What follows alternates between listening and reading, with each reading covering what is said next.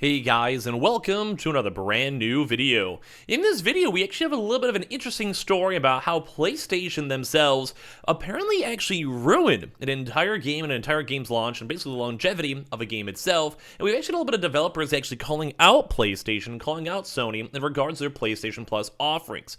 Now, it's very intriguing to kind of go note too, because this actually was like more of an official launch on the actual PS Plus network itself, rather than say like, a game like right now, where a lot of the times there'll be games that are maybe like 2, 3, 4 years old that are kind of more past due when it comes to like, the super initial hype whenever a game fully comes out. So I want to go talk about this because this actually is something we haven't really heard about too much, but I've always personally cared a lot about it myself, especially when the game is not necessarily a free-to-play game, and kind of go and see what happens, what's the bad effects, what's kind of going on, and especially for first-party testimonials is always intriguing to hear too as well. So we have a lot of stuff to go talk about, and also it's kind of a little bit more on the industry-type side, so if you guys always like this types of videos, make sure to leave your thoughts and comments down below. As well, leave a like on the video if you guys want to, and as well, make sure you guys are subscribed with the notifications on, as well for the brand new PlayStation 5 giveaway. Amazon links down below for the PS5 Digital Console Controller, Twitter and Twitch room as well, linked down below, and sign up for Weeble, sign up for Coinbase, and all that other various good stuff as well down below. So now, I'm sure a lot of you guys know about PlayStation Plus. It's pretty much one of the, I would say at this point, pretty staple thing when it comes to your PlayStation subscription. As of right now, we even have a bunch of random games. We get brand new game cycles once a month, as well as also for PS Now, as of the current moment, you also have like various other games you can stream. And that's, if you guys also didn't know, we covered this quite extensively, but they're also doing a combination of the two and launching a brand new PS Plus service. But as of right now, the PlayStation Plus overall system has some crazy numbers. Think like 40 to 60 million, depending on like the webs and flows, of the subscription base itself. So there's usually a lot of folks that have a chance to go get games for free, download games for free, and check out games. And I think it's pretty notoriously really, I would say, good always for a free-to-play model, because if the game was like free-to-play, or you want to push a game, say like Fall Guys, that has microtransactions in it, typically that's a good workaround.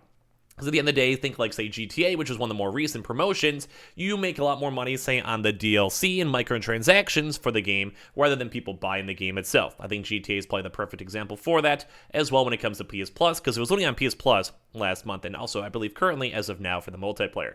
So, yes, overall, PlayStation Plus is a cool deal. Like, even right now, they have Battle for Bikini Bottom, which this game came out quite a while ago. Slay the Spire, once again, game came out quite a while ago. Very good indie game and very good player base and overall holding its own by itself, but I'm sure they always appreciate the extra players. And also Hood, Outlaw, and Legends, which was an okay game at launch, although it definitely kind of fell flat in terms of not being like a huge hit, if you guys understand. So as you guys can see, these games are always, free to download, free to get, and I'm sure, based on how the format works, PlayStation and Sony themselves will go pay money to the company to go list it. Like, you're not going to just have a random company be like, oh, we'll give you a game that people could pay $30 for free. I'm sure they're trying to go and have a double whammy of like, hey, we'll give you a few million or like $100,000, whatever, say the game, maybe it's very indie or you never know. And then they're like, okay, we'll offer to PS Plus. It's kind of like we'll just pay it. It's like a marketing play. Like you make like 50 million subscribers. They're paying like $10 a month. You technically have like a few $100 million coming in a month. You could drop a few million on some games to make it a little bit sweeter and better. Like, I'm sure you guys understand the overall marketing for it. But the marketing actually did not go out that well when it came to a game that I myself actually played and was also a little bit hyped up for because it had a little bit of a cult following. This was in regards to the brand new game Oddworld Soulstorm, which was very intriguing to kind of note, and how they actually said that the PlayStation Plus actually kind of somewhat ruined and devastated their game, which was very intriguing to go and see. Now, it's not like, oh my god, they showed up at their house, and like they still had game files or anything like that, but it's always intriguing to kind of hear from the developer side on this, because we don't usually hear too much from them, and especially after we see stuff like PlayStation Plus, I just usually assume everyone's always happy. Especially, for maybe an indie game that gets more promotion, more player base, more people making YouTube videos, talking about it, tweeting about it, and word of mouth spreading. At the end of the day, I could always see like a lot of negatives, but also a lot of positives. So a PlayStation Plus game that was available on PlayStation 5 owners early in 2021 proved devastating to the title's developer. In the general sense, most devs that put their games in the PS Plus seem to be happy with the end result, which I've usually seen too, although not everyone's going to be happy, or maybe people have their expectations set somewhat differently. Primarily, then it allows to basically allowing their product to reach an even larger audience than normal, and of course they also get paid from Sony, and as well, if it's like I mentioned before, a microtransaction based game, it just kind of has more player base, makes the games more active, think Fall Guys, and kind of keeps the game going for longer. And while that may have already also been true with the game I mentioned, it also seems to have impacted its ability to make more money, which I think is always kind of a big thing, and I'm kind of in that same boat. Like if I had a chance to get a game for free, or a chance to get a product for free, and then 3 months later, or maybe even on sale, and then 3 months later you have to pay full price or higher price for it, it's not as fun. I think a good example is maybe Cyberpunk. Like you could probably buy that game for $5 or $10 physical, but sometimes the game will be on sale for like, 20 or 30 digital. So I'd feel bad. I'd be like, no, I'd rather just go get the game for $5 physical rather than having to deal with the extra price. I'm sure you guys understand what that one. Or like sometimes they have the free-to-play weekends or they have big sales. It's like basically like the next day you see a game's 50% off, next day it's back to normal price. Like you may just not even want to buy it because it's just more expensive. Like I'm definitely like that myself. So for this one, we had a recent actually conversation with the Xbox Expansion Pass podcast where the Oddworld Soulstorm creator, Lauren Lanning, said that putting the game on PlayStation Plus in early 2021 didn't actually work out in their studio's favor. Lanning explained that at the time, when he agreed to bring Soulstorm to PS Plus, it was expected to be a title launch in 2021. However, because of the pandemic and in 2020, this actually development timeline ended up shifting, which actually led to not releasing until April 2021. So basically, for the first and foremost, and I think you guys would probably agree, the time on the market. Nowadays, I do think games and gamers in general usually do kind of sit, pretty actively for maybe like the first 2 to 5 months. And even then, nowadays, like we saw this a lot with, I'm trying to think of the name. I can't even remember the name of the game. Deathloop, there we go. For a game like that did overall very good on initial sales, very good reviews. People really enjoyed it. But it was also on sale extremely quickly. Cyberpunk's another good example and other various games too, where like you'll have the game out, besides Nintendo games, you'll have the game out, and then after a few months, it's gonna be like a $30 game, or like a $20 game, like, depending on what the initial price points were. And I do kind of feel like that's kind of a big thing, is because if you have that initial launch cycle and it gets delayed and you have less time in that, where everyone's talking about the game, or people are doing Let's Plays, or people are doing reviews, or it's like being talked about and all that, and you lose that initial cycle, you kind of probably lose a lot of money. It'd be like a Cyberpunk when it came out, and then it was literally instantly on sale for like $10. When, at least in the first few months, people were still buying it like hotcakes. So this kind of thing was that was a big issue. Because number one, they had some contractual agreements, they had some delays, they had some COVID issues, which has happened to pretty much every game out there. And then why, like I said, that initial launch period just really wasn't that long.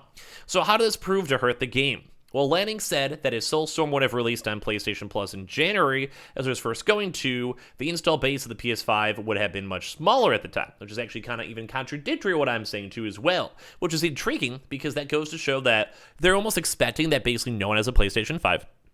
They don't really utilize that PS4, which I always try to mention. Even if you have a PS4 or even if it's online, you guys can still claim and get these games, even if you don't even have a PS5 itself. So in their mind, they're thinking, well, maybe let's say 5 million people have PS5s off the initial launch cycle in America. Then, well, let's just go and say whatever. Those 5 million people can enjoy it, and then maybe as time goes on, it'll be a little bit better. But because of the delay, funny enough, there actually was another few months of restocks, and as you guys know, a few restocks is a few, 100,000, for all the places put together, which also has even more folks put on into as well.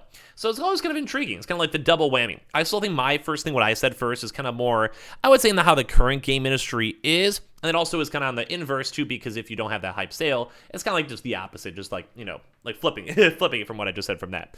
So basically for this one, too, Lanning said that the amount of fixed income that Sony ended up giving the studio to bring Oddworld Soulstorm to PS Plus likely would have been more than what the game would have made in its first month from natural sales. However, this didn't end up proving to be true when it arrived in April 2021 because the PS5 install base was much larger at the time. As a result, Lanning said that the studio likely left money on the table that it otherwise would have earned.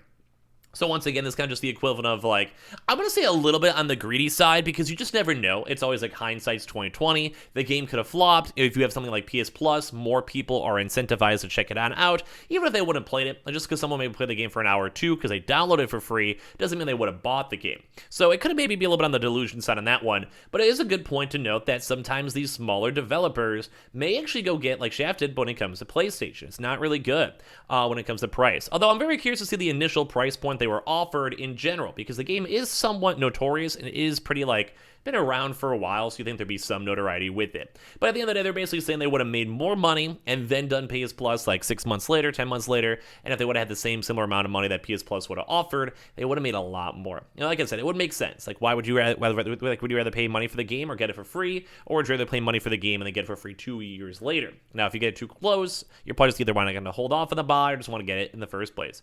And I do want to go and say that he also did go and note that he didn't really blame Sony per se on how the deal worked out from there, although they probably kind of did. There's also no way of also knowing two of their own theories about how it would have performed, would have also been accurate to kind of how I said as well. I mean, funny enough, it did kind of seem like they're kind of blaming it, even though they're saying they're not like directly blaming it. It's like someone's being like, well, who was the one who left the oven open? It was Jimmy. Well, man, that stinks that dinner's late, man. Like, you're still kind of blaming them at the end of the day, like, just, but it's not a big deal. It's business. You kind of, like, sometimes you have regrets. I think it's more intriguing to talk about it than not to, so I'm not harping on the guy at all. But it's intriguing to kind of go and see how basically PlayStation Plus can, like, kind of quote-unquote ruin a game or ruin a game sale, because at the end of the day, I always got that most people kind of liked it. So give me your thoughts and comments down below. Also subscribe for the PS5 giveaway, and just in general, we have the Amazon links down below for the PS5 Digital Console Controller. We have the, also, Twitter and Twitch room down below if you guys want to follow, and the Weeble and Koi Miss as well. And I appreciate you guys all so much for watching. You guys are all beautiful, and I'll see you guys up in the next one.